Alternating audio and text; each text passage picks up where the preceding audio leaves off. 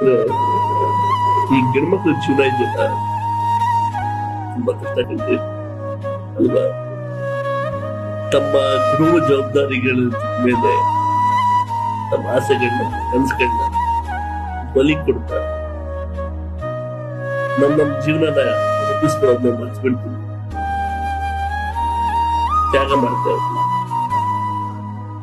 ಇನ್ನೊಂದು ಮಾತು ಹೇಳ್ತೀನಿ, ನಮ್ಮ ಜೀವನದಲ್ಲಿ ಅವ್ರು ಆಗ್ತಾರೆ, ಇವ್ರಾಗ್ತಾರೆ, ಸಂಬಂಧಿಕರಾಗ್ತಾರೆ, ಸ್ನೇಹಿತರಾಗ್ತಾರೆ.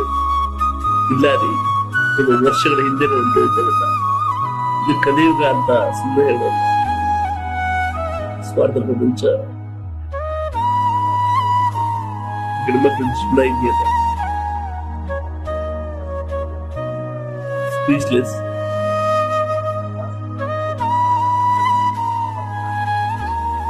ಏನ್ ಹೇಳ್ಬೇಕು ಗೊತ್ತಾಗ್ತಿಲ್ಲ. ಯಾಕಂದ್ರೆ ಹೆಣ್ಣು ಮಕ್ಕಳ ಜೀವನ ತುಂಬಾ ಕಷ್ಟ. ಅದ್ರಲ್ಲೂ ತಂದೆ ತಾಯಿ ಇಲ್ಲ ಅಂತ ಅಂದ್ರೆ ನೂರಾಗ್ಬಿಟ್ಟೆ.